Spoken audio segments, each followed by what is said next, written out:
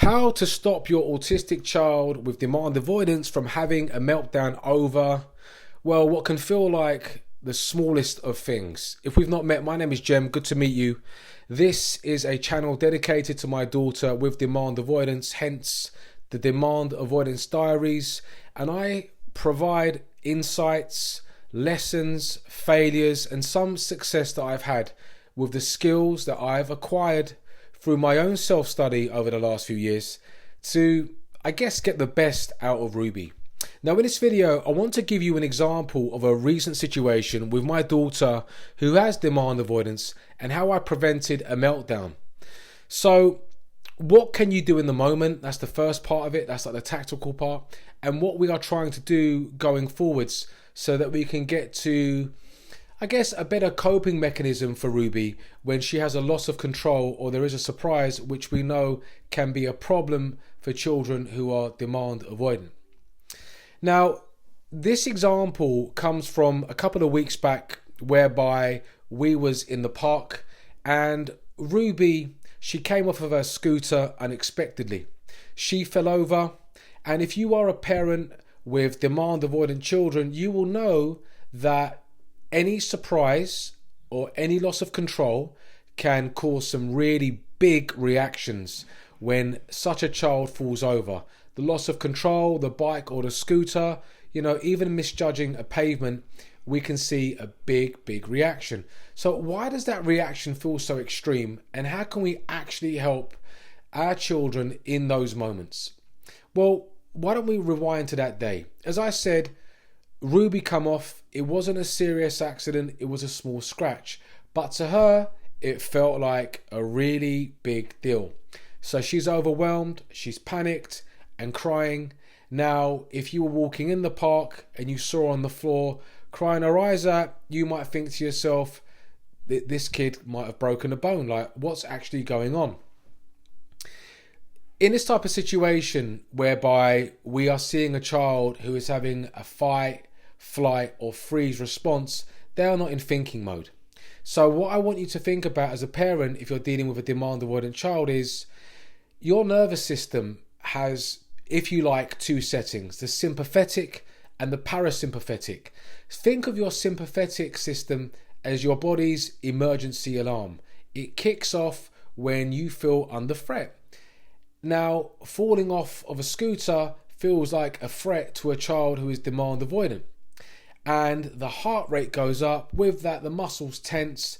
The body gets ready for fight, flight, or freeze. Now, on the other hand, if we flick the switch the other way, that's the parasympathetic part of our central nervous system. This is the calming part of our system. It helps you feel safe. Now we're in rest, and recovery mode. When kids with demand avoidance are thrown into that emergency mode too quickly or too often, what they need is help, and that's help for them to feel safe so they can come back down. Now, of course, a neurotypical child, say my other children, they're also going to feel upset if they fall off of a scooter or a bike or trip over. But for a child with demand avoidance, this is the key difference. The reaction to that incident is much more intense and, importantly, a lot longer lasting. And in that moment, it's really important that we acquire the skills to understand how to help that child. Now, here's what you don't say to a child like Ruby or a demand avoidant child when they fall over. Calm down. Get up. What else? Don't make a big deal of it. In that moment, that child is not reacting to falling. They are reacting to losing control. That's where the main reaction is coming from. So telling them to shake it off is like telling someone having a panic attack to just, snap out of it. It's not fair, and it's definitely not helpful. So how can we become the calm when the storm hits? Here's what I did instead. In the past, I would sometimes unknowingly contribute to the storm. So the first thing I do is slow everything down. And that starts with me. Now, I like to think I've made a conscious shift in the last few years. When I sense a moment is escalating, I say to myself, I can hear myself say, I'm going to be here for the next 15 minutes. So just let go of your plans. Next 15, Here is where we're going to be. That helps me settle, because if I show up rushed, anxious or urgent, Ruby will feel it. I can promise you. And urgency is one of the worst things that you can bring into a moment like this. Demand avoidance and urgency, they do not mix well. So what did I do? I uttered those words to myself. 15 minutes I'm here. I got down to her level.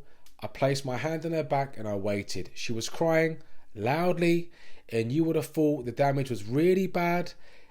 Irrespective of what you think is happening, that child needs you to validate their feelings. So I said it. I said, Ruby, that must have been really shocking. You okay? She's crying now, and well, it's all right. I'm here, Ruby. And I just let her cry it out. I wanted her to know that I'm there. I'm not trying to fix the problem. I just wanted to know. She even swore. I think she tried to blame her mother, like randomly. And this is also important. It's not the time to correct. It's time to connect. Let go of that for now. You can deal with that later. Got to validate the feelings. Don't move into correction mode. Now, eventually, Ruby, she did start to calm. She was in my arms. I listened.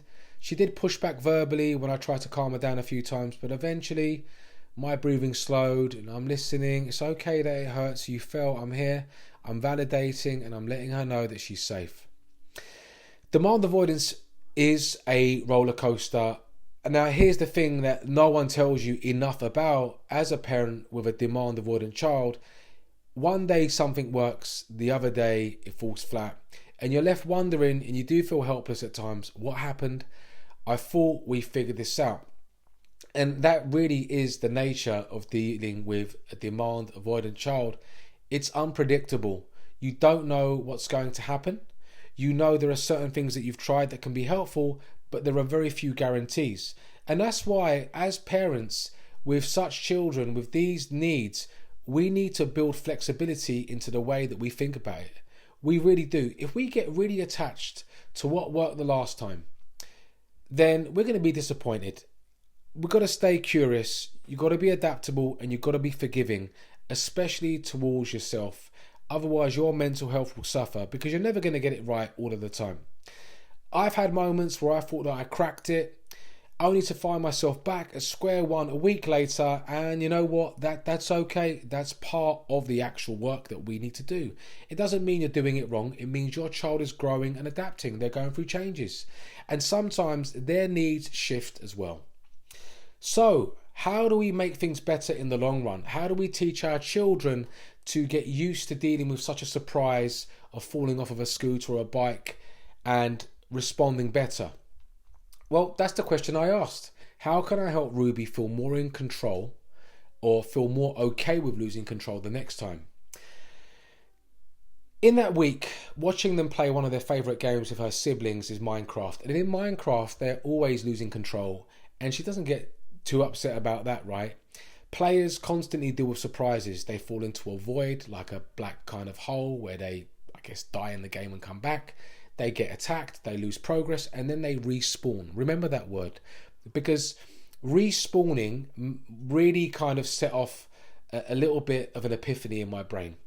I thought to myself, if Ruby can respawn and she's happy to do that in the game, then why not just bounce back in real life? So I tried doing that. I went into one of their Minecraft games. I kept falling into the void on purpose. I started pretending I was getting annoyed about it. I asked the kids for advice. Ruby's listening. What do? I keep falling into the void. Just respawn, Dad. Just respawn. Now, doing this, I started to kind of play around, goof around as I do. And I stood up and I said, well, what if I fall over in real life? Can I respawn? And they were like, no, you only respawn in games. I said, that's not true. I reckon there's a magic button to respawn if I fall over. I fell over. I pressed my belly button. I said, look, I found the button. That got some of their attention. A couple of them started poking me, and eventually Ruby joined in. See, what I'm trying to do here is I'm trying to use play and I'm trying to use humour, and the aim here is to model the behaviour that when something happens and we fall down, we can get back up, because we do it in the game of Minecraft. So what did we do when we went out for a walk? 2 days later, I spoke to my wife. I said, I'm going to start walking. I'm going to pretend that the pavement's wobbly. I'm going to fall over. I'm going to ask him to respawn. Could you press my belly button? Sounds crazy, but it's an idea. That's what I did. I said, we are going to make recovery playful and predictable, or at least try. Now, when I fell to the floor, whoa, it's really wobbly, I said it. I need someone to help me respawn. When I shouted it, one of my boys, who's a bit more direct, he started, where's the button? Pressing my belly button. And I did it again later down the road. And I started saying to the rest of them, does anyone else feel the wobbly pavement? They joined in. One of them had a wobble, pressed his tummy. Ruby come over, pressed his tummy. We want to try and create this playful bridge between losing control and regaining it. I wanted to think about creating a moment where she can pause so she can recover. And I really, really think as children with demand avoidance grow older, they develop a stronger awareness of what they need to do in the moment to manage things a little bit better. Now, I don't know if she trips over next week randomly and it's not done in such a humorous way and it's a surprise. I don't know if I shout out respawn is going to work, but I've seen a couple of stumbles in the house. We've, do judo in the house with jiu-jitsu. We've got mats where they roll around and she falls. And when we shout out respawn, it seems like she may be a bit upset, but she's recovering a bit faster. There's less fear, there's more fun. And now we've got a shared language when we talk about respawning.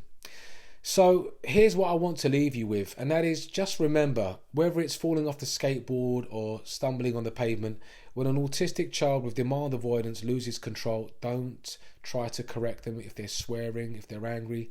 Just connect, slow yourself down. You are so important in this situation. The way that you show up is key.